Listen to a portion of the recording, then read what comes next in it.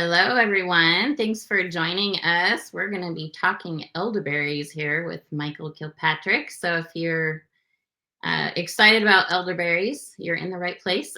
So just going to get things kicked off here and just do a brief introduction of Michael. Many of you probably are familiar with him.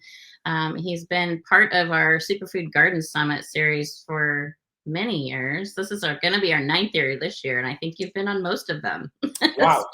So yeah, been around a while. And so Michael is a farmer and educator, and he owns both Growing Farmers and Farm on Central. And he's going to be sharing with us today all the tips and tricks you need to grow your own elderberries successfully. He's managed large farms and businesses and consults for industry experts around the world. So you're in for a treat. And with that, let's get things rolling. All right. Well, thank you very much. I'm glad to be here. I'm going to go ahead and do some slides today. So I'm going to go ahead and get those pulled up, and then we will go ahead and get started here. So let me just make sure I've got the right slide going. I think there we are. All right. So, and I'm seeing folks from all over jump in the chat, and that's good to see. I get people from all the way from New Zealand, Delaware, Texas, Florida, Ontario, Canada, New York State, Buffalo, Ireland. Wow, we've truly got a global Austria today. So that's awesome to see that as well. All right, well, let's go ahead and dive into all about elderberries. But a little bit about me. Again, I started gardening when I was quite young. That is me on the left there in the blue shirt. Super excited about the first crop of carrots we grew as a family there. And that was all the way back in Springfield, Massachusetts, when I was this is when I was like probably 8 or 9 years old. But I've been growing for a very long time. So then we moved to upstate New York, and we started to have a farm up there, my brother and I. And this picture here is probably 2012, 2013, somewhere in there. We did a lot of farmers markets. We had a pretty large team, and we grew lots of vegetables. And we were certified organic at that point as well. So in 2015, I met my wife. We got married. We moved to Ohio, and we were urban, so we were in our backyard, and we just grew lots of veggies in our backyard as well. So we had a third of an acre yard. You can see we had lots of lettuce and different greens. On the far right of that picture, right over here, you can see we had blackberries. We grew some blackberries. But yes, grew lots of vegetables in that small space. And then in 2020, my wife and I bought a farm called the Farm on Central. Well, it was a house with 8 acres, and we are located in Southwest Ohio. You can see all the way down there. But the Farm on Central started as a blank piece of property. You can see it had a house, beautiful old brick house built in 1897, and you can see the barn there. And if you, we started off with a old school bus, not a school bus, a old transit bus as our farm store. So that's how we sold our produce to folks. Folks literally just came right into the bus, and that's where they got produce from. We're really well known for our strawberries. So we grow a lot of strawberries on the farm. We have people come up to 3 hours away to U-pick on the farm. And this is what the farm looks like. I think this was last year. So it's changed a little bit, not too much. But yeah, you can definitely see the changes there, how it's kind of just kind of blossomed.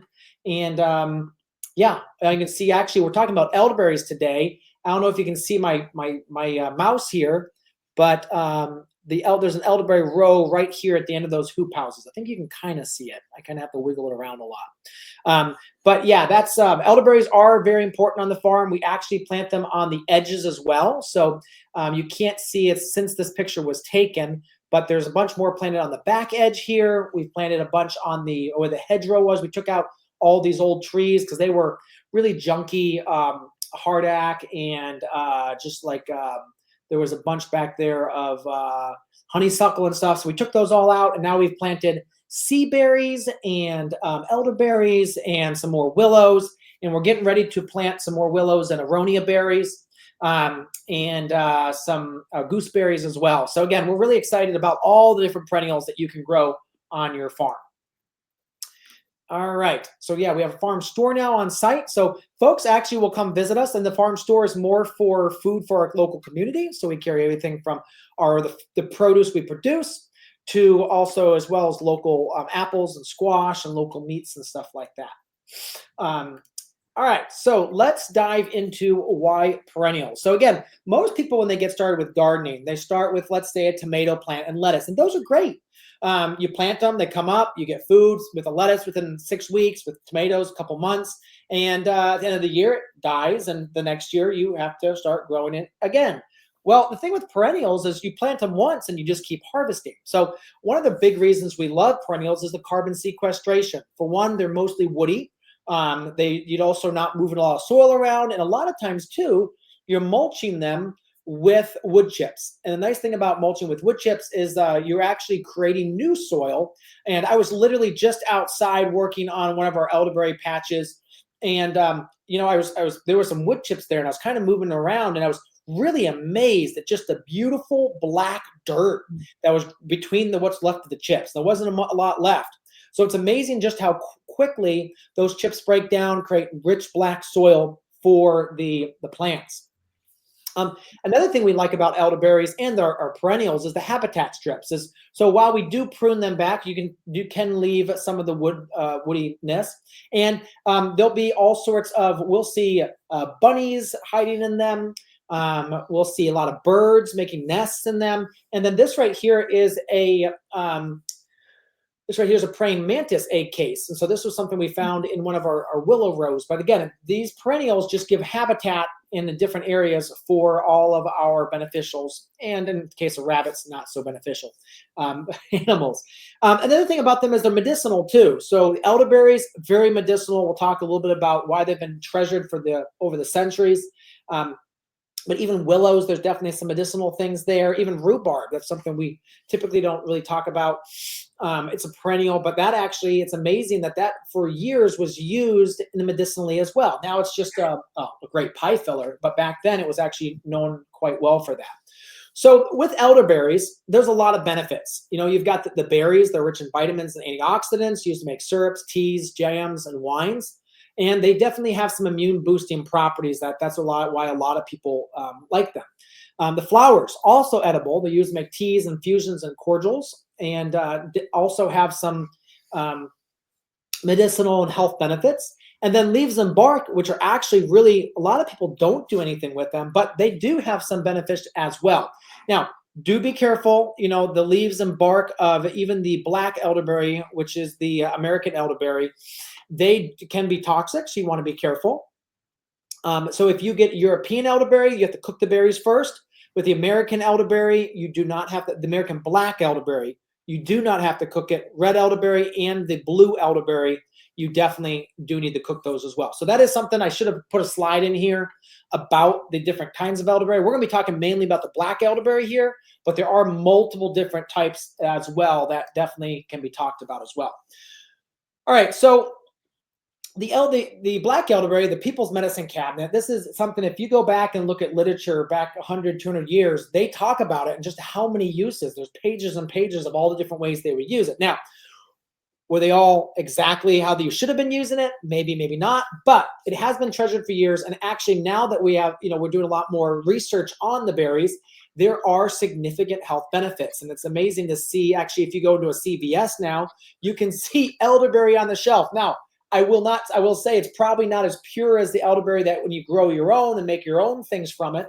But the fact is, it is has known substances which can help with your immune system and other things. So it really rich in vitamins and antioxidants. It helps fight cold and flu, reduces inflammation, can help with your heart. It has antiviral compounds, antioxidants, and it also has skin health. So we do make a salve with these elderberry leaves, and that is something that we use for our skin health as well. All right. All right, let's keep going. So to get started, now the cool thing about elderberries is they are super, super easy to get started with. And I did notice here that someone, whoops, my slides keep going on me. Someone is talking about the audio. So I'm just gonna quickly check my audio right here. Sorry, guys. It's good for most people here, Michael. So I think it might just be a internet Well, glitch or in something. all honesty, it wasn't my Changing your settings. it wasn't audio. Is that feel any better to you? It still sounds the same to me, but let's hope that it Okay. it is. There's a couple people that said it was a little glitchy. All right. Yeah. StreamYard seems to be giving me a little bit of a challenge sometimes. So anyway, can you still hear me? Yep. Okay. All right. Well, we did our best. Yeah, I'm not crazy how it does that. But back to the presentation. Mhm. Elderberry propagates very, very easily. Now, you can go out and if you correctly identify elderberry in the wild, you can harvest it. There are people that do that. It actually will frequent roadside ditches, wet areas like streamways, that sort of thing. There's a lot of places that's the place that's mostly going to be. Um, I actually was out in Colorado last year for a wedding, and I was just walking a rocky hillside at about, I think, 5,000 feet, and there was an elderberry bush. Now, we tried to take cuttings, we tried to bring it back, and we could not get it to grow. And I think because, again, we're 800 feet here or 600 feet here in Ohio, and that was rated for a um, much higher climate. So yeah, but elderberries mostly start with cuttings. You can get rooted plants as well, and we actually do sell both. But I will say we sell 10 times more cuttings than we do rooted because it's a lot easier and they're a lot cheaper. And again, literally all you do is stick it in the ground. You can see here, this picture right here is a lot of people will put it in ground cloth to keep the weeds back and literally just take it, stick it in the ground, and they'll just start taking off and start growing. Now you can grow it in, we'll show a couple different ways. If you're doing larger size areas, you could do it on actually a black plastic or a white plastic. This is a picture of white plastic that we grew some on. But in all honesty, we really just like to put down cardboard. And I'm trying to find the picture here, guys. There we go. So what we'll do is you can till up an area, or you can just lay the cardboard over it, and then we'll typically put some compost and some wood chips over that and let it sit for a week or two. What will happen is the cardboard will start to break down a little bit. It'll start to kill the grass, and at that point, you can stick your elderberry cuttings in, or you can let it sit for a month, pot up your elderberries inside and let your elderberries grow inside. And then after a month, typically the grass will be completely killed and you can just plant your berries in that. So again, a lot of easy ways to do it. You can also pot them up here. You can see these. You can use any type of pot, really, at least like a 3-inch pot or larger, and just use some good garden soil to pot them up in, or a potting mix. But you can see what they'll grow. This is about maybe 6 weeks of growth right here. You can see it has a nice side shoot even. That one is really taken off. But let me just go back here for a second.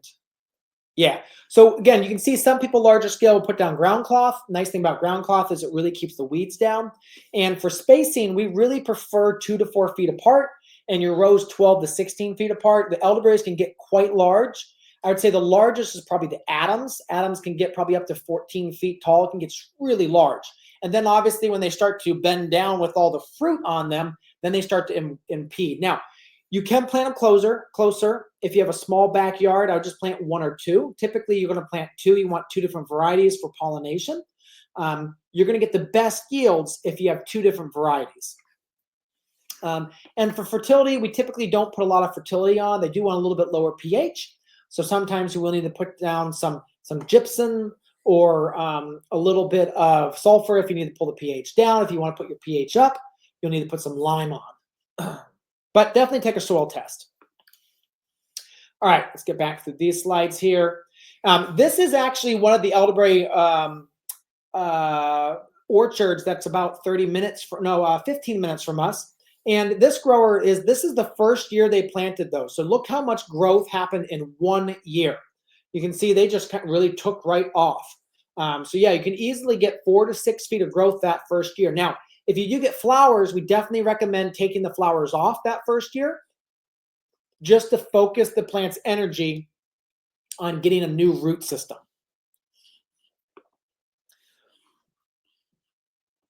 All right.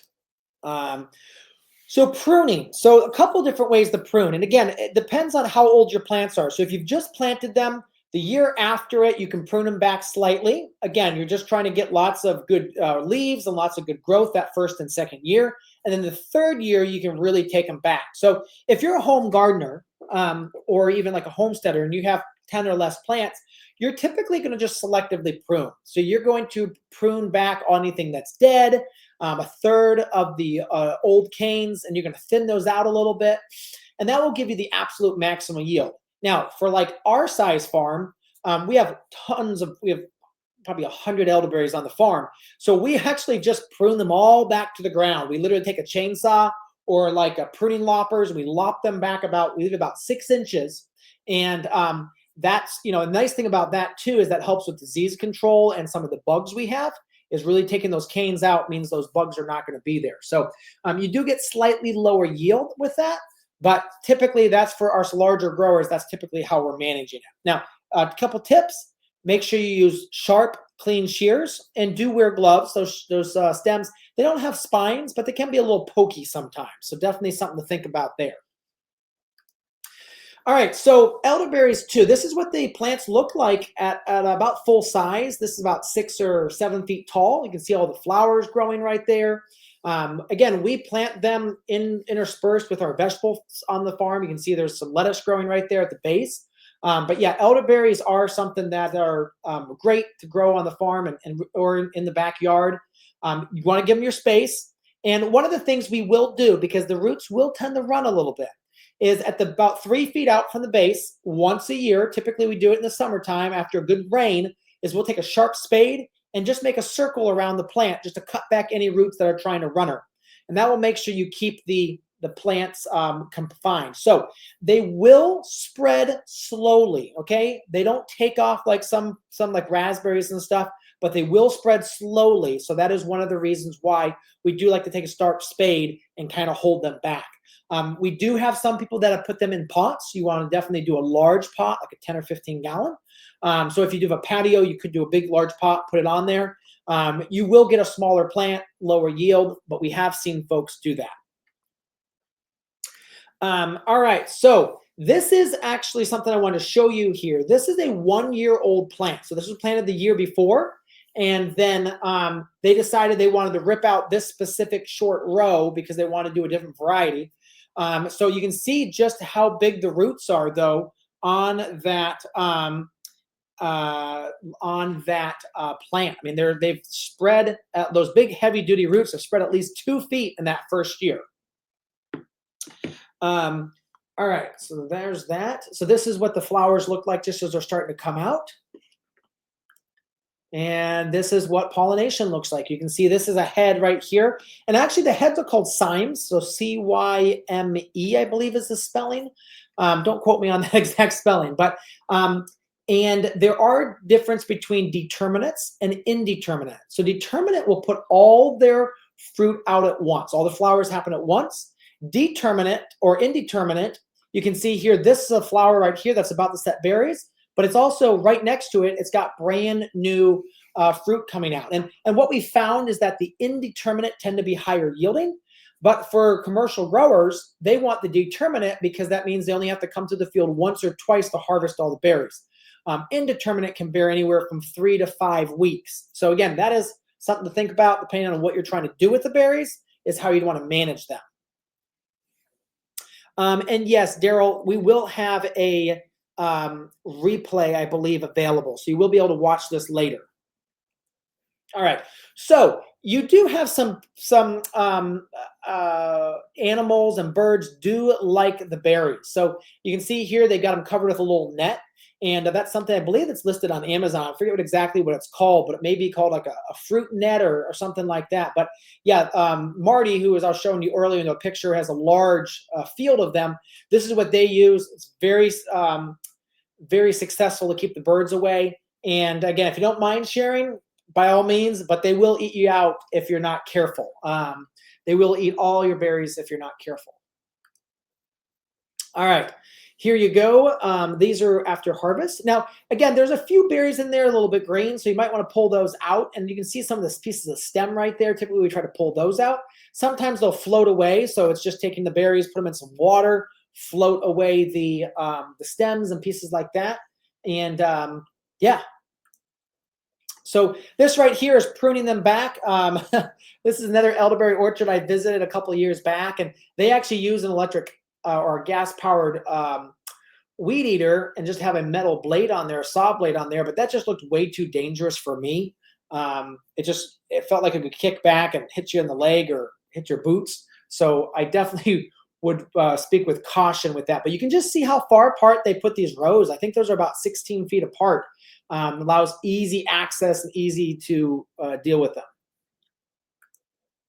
All right, so diseases and challenges. So there are a few different diseases that can happen for elderberries. You get some rusts and some mildews. Typically, these are on just leaf diseases. So sometimes you want to just ensure that you have good fertilization on them, good nutrition, and that will tend to keep them away. But sometimes you can also use like an organic spray, fungicide or something like that. Typically, those will help. And you sometimes will see aphids. Spider mites are typically the worst. And you don't see spider mites every single year. Sometimes they'll just randomly pop up. And so there's organic sprays for that as well.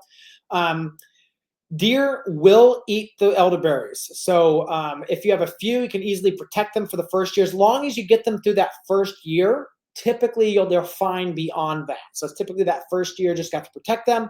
And after that, you'll be completely fine. All right, so this is what that rust will look like. You can see those leaves. Unfortunately, it's not a great picture of the leaves, but you can see how those leaves are browning a little bit there. And that's what's caused by that. And here you can see that just that browning in that row. So yeah, that's what that rust will look like, or the powdery mildew. So again, a good organic fungicide will typically keep those back. Now, it was variety specific, and you can see like the row over didn't have any of that. So I definitely would think about, making sure that you do give them some fertility in the spring, do a soil sample, make sure that you got a good balanced soil. Or, you can just go the other approach, just put some good organic fertilizer and keep compost on those plants, and they will take off. Cheryl is it too late? Philip, I'm asking the question. You said 2 years ago I planted a dozen, were growing nicely. Then rabbits discovered them and ate the leaves, and they died. I'm asking if the elderberries died or the rabbits died. Cheryl's asking, is it too late to prune in Zone 7, Utah? So Cheryl, if they've really started to bud out, I would highly recommend you don't prune them, because after they budded out, that really is they put a lot of their energy into those. And if you cut those off, you're really going to affect the amount of energy they might have in them. Plants. Okay, Philip, rabbits usually will gnaw on them a little bit, and yeah, sorry to hear that they ate them all. Yeah, that's you may have to protect them. Now there is a product, and this is something I should have put a slide in on this. There's a product called Plant Skid. And Plant Skid is actually, you can buy it in a little spray bottle, and it's actually a dried blood product, but it's really effective to keep rabbits and deer off your elderberries and off of plants. So it's something I definitely recommend spraying on. Unfortunately, I don't think we offer that in the store, and we probably should. That's definitely something that I think we should offer in the store, because it's so effective. It's really effective of keeping the deer away and the rabbits away.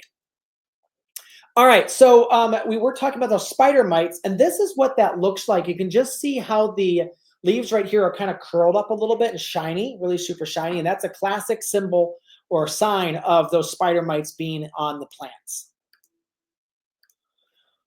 All right, so here we go. This is another thing that can happen. This is bad pollination, and this can happen either at the beginning of the year 2, because year 2, sometimes the plant will set way too many flowers, and then it'll be all of a sudden like, oh, we don't have enough nutrition to make all these berries, so they'll abort the flowers. But this also can be because they didn't plant 2 varieties. So again, elderberries prefer 2 varieties just to get the best pollination. And so you can see this probably didn't have a second variety nearby. All right, so we talked about this earlier here. Now, elderberry syrup is definitely one of the things that's most popular with elderberry. You can see here, this is my wife actually making it. So we'll harvest every day. We'll freeze the berries, put them in the freezer, pull them out, thaw them, and then actually make an elderberry syrup. And typically that's made on the stove. You can heat it slightly just to kind of get those juices flowing, and then you strain out the juices and make your own elderberry syrup. All right, so we also in our store carry a couple different types of elderberry syrup. We carry the Ohio elderberry from the farm kitchen, and then we carry the pawpaws. Now, there is a difference. So, like the pawpaws right here, this is only refrigerated only. And then the Ohio elderberry kitchen, I believe this has citric acid in it, and that's what is the preservative for that. All right, so a couple favorite varieties here. Bob Gordon is probably our absolute favorite variety. And the nice thing about Bob Gordon is that it has really nice, large, sweet berries. And the cymes or the berry heads actually invert. So they flower and then they slowly kind of drape over and invert so that the birds can't access the fruit quite as well. So, that's been a popular variety for us. It's grown real well for us. And it's actually very popular with our customers. We sell way more Bob Gordon than any other variety here at the farm. Now, we also like Ranch. Now, Ranch is one of those varieties that really will grow anywhere. It'll grow in the heat. It'll grow in the cold. It's just really resistant. It'll grow on literally a rock face. It'll grow in a lot of clay. So very helpful, and it's just very hardy. Another one we like is York. Now, York is adaptable for dry and moist. And the thing about York is it will grow in slight shade. So you can actually plant it as an understory crop in like an agroforest, or just if you have a big shade tree in your backyard, you can still take partial shade underneath it. And then Pocahontas is another one. I think we might be almost completely out of that variety, but Pocahontas is an absolute monster of a plant. It will get very, very large. It has really large stems. I've seen stems as large as 1.5 inches. And the flowers on it will be as far as 24 inches across. So just absolute monster of a plant. Does like some support. So I might do a slight trellis just to keep the branches upright. Maybe tie them all together, put a little nice stake in there just to keep those plants from falling over, because they are just so robust. So Stephanie is asking, do you make the syrup with the berries you said weren't poisonous? So all elderberries are edible. You just have to cook European, red, and blue elderberries. The black you do not have to cook. Again, most people do cook it. The thing with the blue, the red, and the European elderberry is they do have cyanides in them. And so when you cook them, that basically off-gasses those cyanides and leaves behind all the goodness of the elderberry syrup. Karen's asking, I brought my original plant some years ago, no second variety, although we have wild elderberries in the ditch fairly close. So Karen, it's interesting. I'd be interested. You said you have wild elderberries in the ditch fairly close. How close do they need to be beneficial as a second variety? That's a great question. We have a lot of bees on our farm, so I know they pull the pollen back and forth around. But typically we like to, what we'll do is we'll interplant. So we'll plant like 2 Ranch and then a Bob Gordon or something like that. So definitely we're interplant, and that gives the best pollination. But I'd be interested to see how, Karen, you do with if you feel like you have pretty good pollination, or you're just like, I wish they would yield more. All right, so one thing we really like to interplant with elderberries is comfrey. So comfrey is a wonderful herb. It's a perennial, and it has so many different uses. It's medicinal. You can use it as a fertilizer. You can use it as a mulch in the garden. And actually people use it for animal care as well. So we definitely will interplant the comfrey with the elderberry. So we'll plant like 2 elderberries, 1 comfrey plant between, and then literally 2 or 3 times through the year we'll come out and chop and drop. So basically you just chop all the elderberry leaves off and just use them to mulch the not the elderberry, all the comfrey leaves off, and use them to mulch the elderberries around the bases of them. And yeah, so this is something we'll make a actual compost tea with the comfrey leaves, and spacing on that about a couple feet apart. But you can plant them pretty close as well. All right, so yeah, with comfrey, you're going to actually plant. You can actually buy. We sell plugs, but we also sell root pieces, and root pieces is the most popular. So you just basically get a little 1 or 2 inch piece of root in the mail, and you can plant them. You can also do crowns. Crowns will take off faster. They're just a lot more expensive. And that's what it looks like. Now, with comfrey, You want to be very careful that you get the Bocking 14 type, because the Bocking 14 type is also called the Russian type. It is not invasive, whereas some of the other types can be very invasive. So Bocking 14 actually just stays in one spot, and it doesn't self-seed. And Jane says, my hens love comfrey leaves to eat. That's awesome to hear. All right, so really the only variety on this is the non-invasive, the Bocking 14. All right, now we do have an online shop where we do sell the elderberry cuttings, as well as a tremendous amount of other plants and cuttings. We sell bare root trees. We sell raspberries, strawberry plants, all sorts of other things, even some soil amendments and stuff. So you can go to shop.farmoncentral.com and then grow your own veg. Denise and all her awesome folks have a coupon code there. So you use the code grow your own veg and you can get 5% off your order. So yeah, we got a great shop there.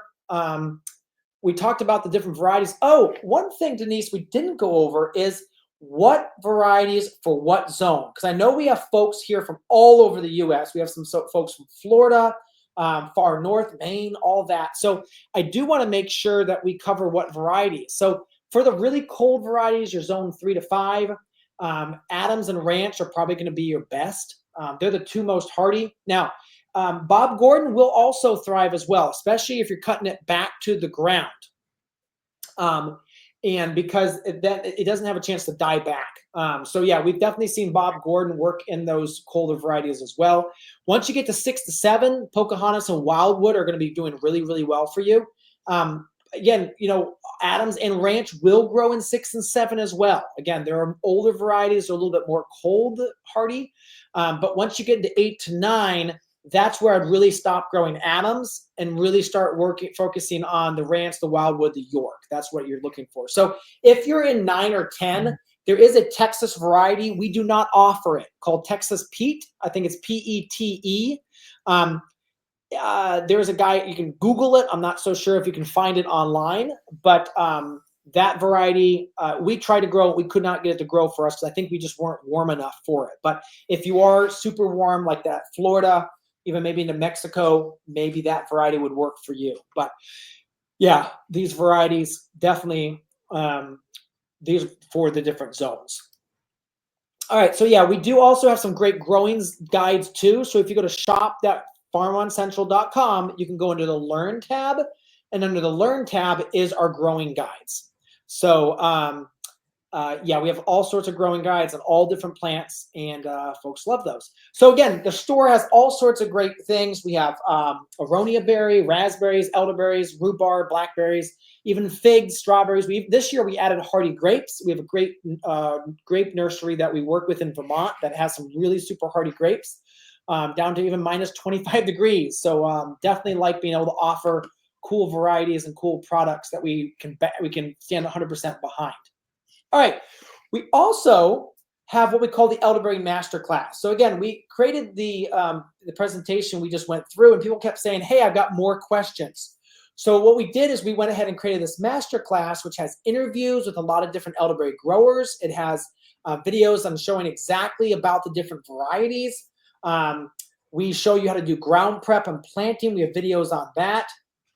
We have videos on how to, mulch them and different things like that, how to deal with pests, harvesting, processing, the sales. So again, it's a great little course. It's on sale. I believe it's this week only for $67. I believe Denise will send a link out about that. But if you want to go deeper with elderberries, this is a great resource for you. And again, on a great sale right now. So yeah, this is actually a little video that I think Bree, one of our team members, put together to show folks just how much videos are in that, all the different videos that are in that master class to show you. And I believe that the team did drop the links for those in there. But yeah, Denise, I'm going to actually just slow down a little bit, get you back on, and we can talk, answer questions if that works for you. Yeah, that sounds good. Yeah, I was going to ask you, so people get these in the mail from you, what do they do? So that sounds like this masterclass is a good next step. Yes, an absolute great next step. And someone was asking me to go back to the slide that talked about all the uses. And I wasn't sure if it was the uses for comfrey or elderberry. So I'll show this slide for about 10, 15 seconds, and then I'll switch back to the slide that shows elderberry, and we can cover that as well. Yeah, so yeah, folks can get the cuttings in the mail from us, and we ship those up until the beginning of June is pretty much when we cut off shipping, because at that point it gets too hot in the summer for us to ship them through the mail, and we just have a lot of death, so we stop shipping for June. But yeah, folks can, if they get them, if they're not ready to plant them right away, they can actually either store the cuttings in their fridge for a bit, or just pot them up and grow them in a 6-inch pot, and that will work just as great as well. Good to know. I did see a question from Jane. She was asking which fertilizer is best to use on elderberry plants and when to apply it. Yeah, so typically, like right about now, this is actually not letting me go back the slides. I keep trying to go back in slides, but it won't let me. Right about now, right when you are starting to get, if you have snow, you lose your snow and things are just starting to grow.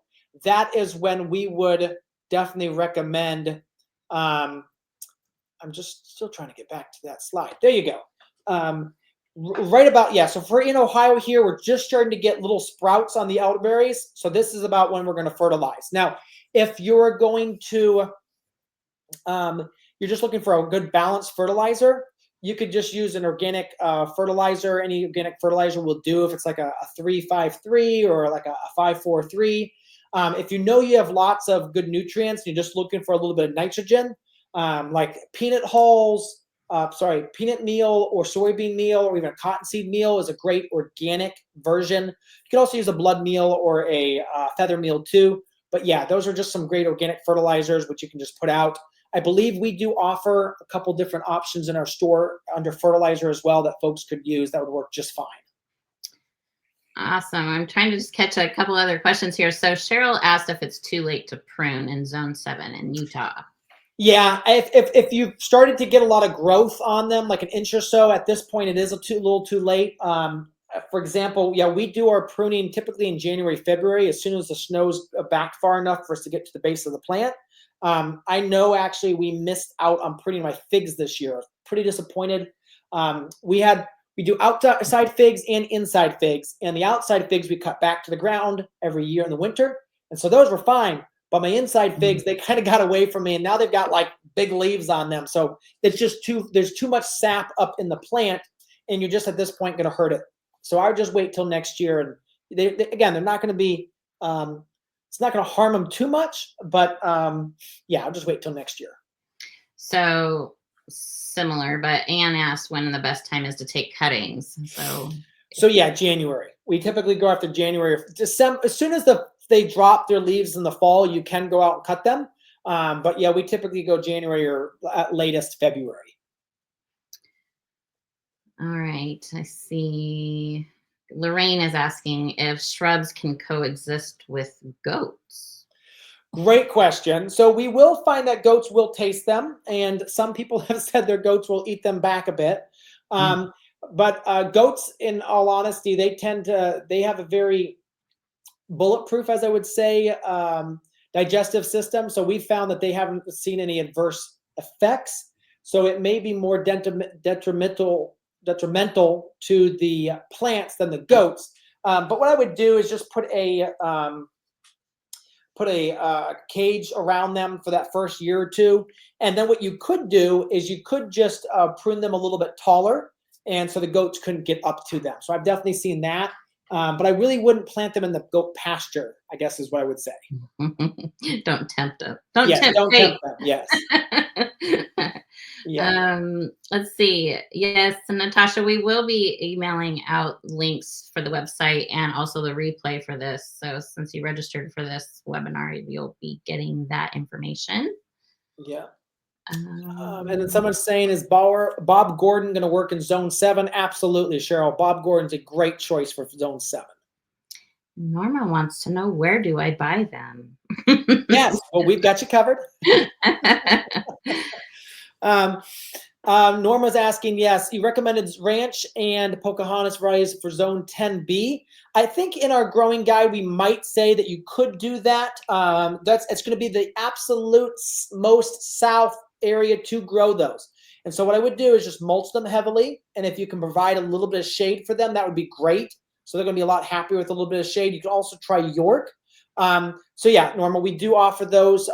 And I think I can ask, let's see if we can get I'd love to be able to see if I can show this link. I'm not sure if people can grab that, or yeah, if you scroll up a little bit, there'll be the link for the shop is there. And then or you can, and also make sure that you do use the coupon code Grow Your Own Veg. And let me I'm just going to go ahead and stop sharing so I can drop that coupon code in there as well. Because it's super easy just to. Bree is on it. Bree is on it. Bree's got it. All right. Thanks, Bree. She says pinned to the top. So I guess we're good there. But yeah, Grow Your Own Veg is the coupon code. Use that for 5% off your order. That should work across everything in our store. What about watering? Watering. So great question. Yeah. So watering for elderberries, again, they like damp areas. So if you have a little bit of a wet side of your yard, I would definitely plant them there. If you can't plant them there, I would just make sure you mulch them heavily and water at least once a week. After they get established, they'll really pretty much take a lot of dryness. But if you do have like a sandy yard, it would not be apropos to put in some peat moss. So you could just go get a bale of peat moss and spread that in your area, work that into the soil. The thing about peat moss is it really holds the moisture in. But then again, too, lots of cardboard, a couple layers of good cardboard, non-printed cardboard, and some wood chips, and they'll be just as happy as can be.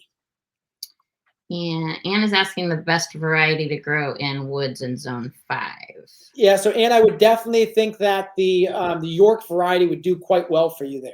Absolutely. Yeah. Awesome. Any other elderberry questions? I think that's it.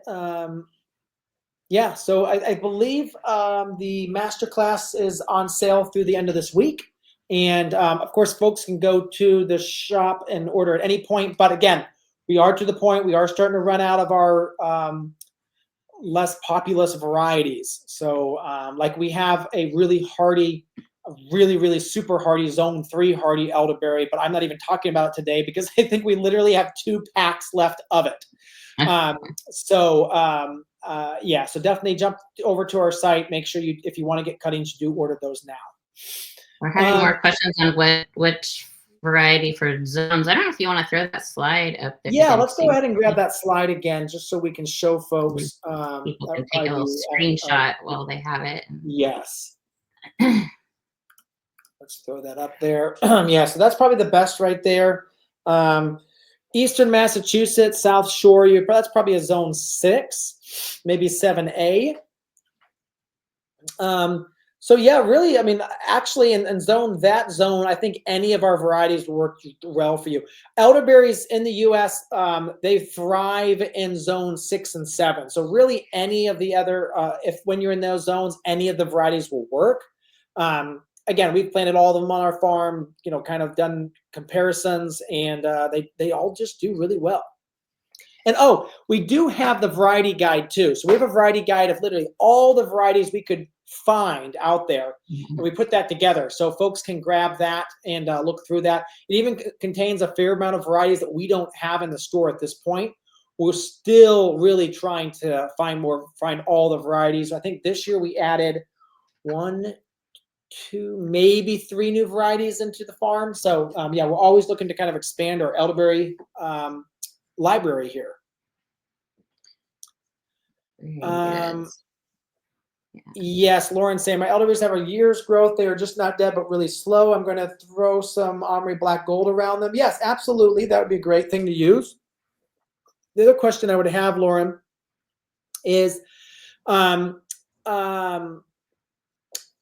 have you kept the grass away from it? Because we do notice when the grass gets up tight, it will slow the elderberry down. So again, a 2 to 2.5 foot ring around your plant. Keep the grass back, and that should help it grow. The other thing, if it's still not growing, Lauren, I would do a soil test and just really kind of see what's going on with your soil. the unfortunate truth is now in the U.S. that some soils are so contaminated that stuff really doesn't want to grow in them, and it's just an unfortunate aspect. We're getting a soil test. We'll figure out, what might be some big challenges that we have to work through.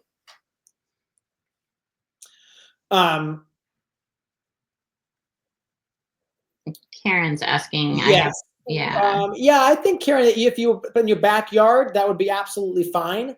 Again, if you have bees, they're going to do a really good job of pulling the pollen back and forth. And yeah, so I'm interested, Karen. Do you know what variety you have now? And Anna's asking, what is a good cutting? So, Anne, that picture right there actually shows what a good cutting would look like. So you can see, yeah, good cutting is anywhere from a pencil size all the way up to a 1/2 or 3/4 inch. Actually, some larger cuttings actually, and the research teams that do quite well by planting. And then, 6 to 8 inches. And we typically sell 2-node cuttings. But we've actually seen some good success with even 1-node, or even some people have actually taken a node and cut the stem in half and just planted that 1 node, and actually it's grown for them. So Karen does not know the varieties. So okay, yes. Question is, how long do you have to cook elderberries to make them safe to eat? So I believe it's a temp thing.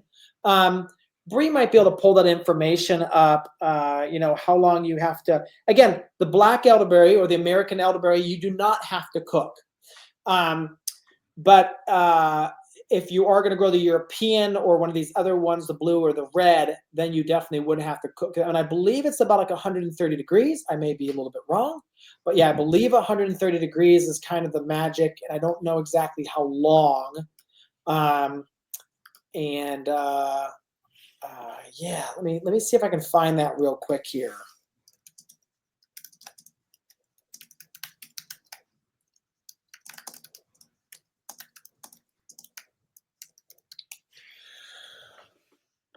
Bree says 15 to 30 minutes. Yeah. Okay, and it actually says bring them to a full boil. So I was wrong on the temp. Now, I will also say, and so if you're making elderberry syrup and you want to use honey in your elderberry syrup, because again, honey is really good for you, local honey especially, what we do is you boil the elderberries, get the elderberries to the temp you want, bring the temp down to maybe 115, 120, and that's when you start to add your honey at the end. So Daryl's saying, do you sell or can you refer me to a respected shop for items like Euro, Marshmallow, Echinacea, Feverfew? Well, Daryl, it is your lucky day, because we do have a fair number of those. They may not be listed right now in the store because I think we wait to make sure we have enough stock before we put it in. But I know we actually sell Euro. I know we have Marshmallow. I know we have Echinacea. Feverfew, I don't know if we've got that one. We may have started that one. But I know we have the others. And Cheryl's asking, are all the varieties you have listed okay for not cooking? Yes, Cheryl. Yes, we in the store at this moment, we only offer the American. So Wendy's asking, what varieties would you recommend for Dutchess County, New York? If I remember correctly, that should be a 6A, maybe a 5B. So really, Ranch and Adams would work just great for you. And I think Bob Gordon would be a third one you could try easily as well.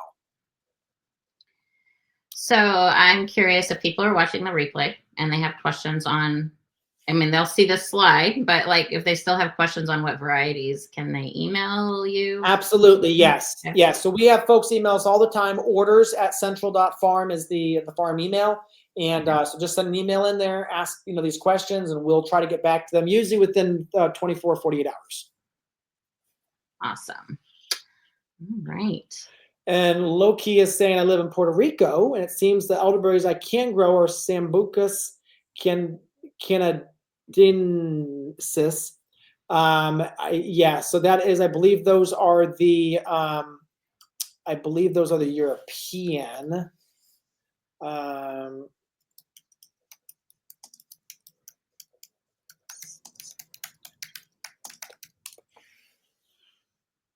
No, that is the American elderberry.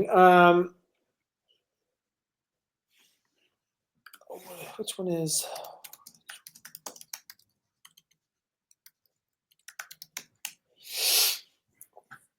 Yes. So the European is the Sambucus nigra. Um, Yeah, so I'd be interested in for Puerto Rico, do they recommend a specific variety? Because that is a zone 13. Again, I don't think we've sold to Puerto Rico just because of the export restrictions on us.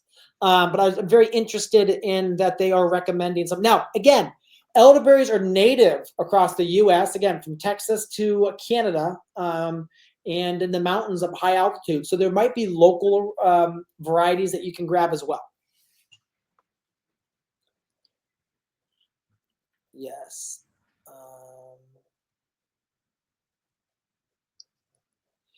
yeah, Rose. So I wouldn't be able to help you figure out what variety that is. We have definitely seen elderberries hundreds of years old. Actually, one of the varieties we offer is called Good Barn.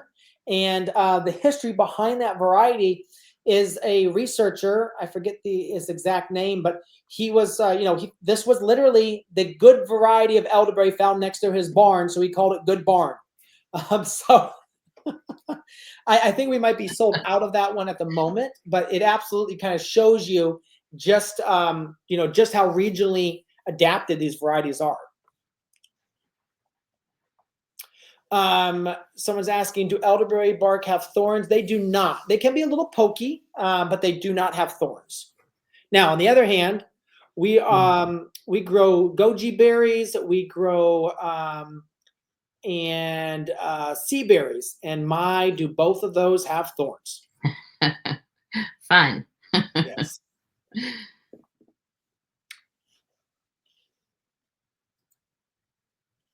All right. Think we did it. I think we did. I will go back over here just to make sure folks definitely check out the Elderberry Masterclass if you're interested in going a little bit deeper. We have a bunch of different lessons. It goes through the 6 top areas you need to master, which is the varieties, the ground prep, the crop care, the harvesting, processing, and then the elderberry life. So lots of wonderful information there. And again, go get your elderberry cuttings in the store. We are running about probably 7 days behind on shipping right now. Again, we're a very small company. There's just 2 people in our shipping department. So it does take us a bit to get them out. If you do need them immediately, if you're in the further southern states, do just put a note in your checkout. Say, hey, I really need these right away. We do check notes on orders, and we do try to get them out ASAP. Very good. Now, if they see other things on your site, I know you've done this before, like strawberries, for example. If they Yes. want to buy other things, you do like they can order ahead if you're not shipping those yet, right? Correct. Yeah. So the great question is that strawberries, we ship out strawberries 2 times during the year. Right now, we're shipping bare roots, and there's all the normal varieties like Cabot. Um, let's see, Murray Du Bois is a really beautiful everbearing one we offer. All Star Sparkle is an heirloom variety of strawberries we offer. So yeah, those are all shipping right now, being planted right now. But in about 3 months, can't believe it's that soon. We will start selling our plugs, and our plugs are fall planted strawberries. So let's say you go ahead and you have your garden all summer, you plant your lettuce, your beans, your peas, and then let's say in September you pull those all out. You're thinking you can put your garden to bed. Well, not quite yet, because you can plant strawberry plugs in the fall. They'll take care of them for the next month or 2 in the fall, cover them up with a little bit of straw for the wintertime, and then in the spring you can harvest beautiful, wonderful, full strawberries. And so it's just an easy way to kind of stop, don't have to carry for them all summer long. Now, granted, the plugs in the fall are a bit more expensive. We do have to ship them through the mail in a different way. It's a lot more expensive to ship them.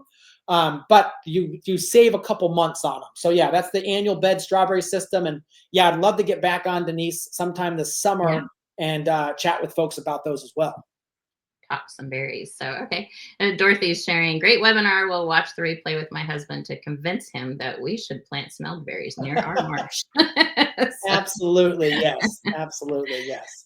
so good luck Um, with that, Dorothy. Cheryl has said there's an unidentified disease hitting goji berry plants. Are you aware of this? Any help? Cheryl, I am not. I actually will reach out to some of my friends though on that. I'll see what I can find. But yeah, I was not aware of that. That's unfortunate.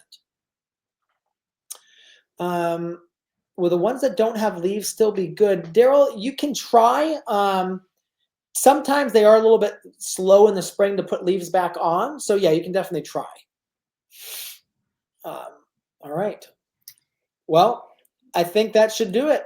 And the word is you have some elderberries to go deliver. So I'll let you get I do. Yes. get out of the office. Yes. Yes.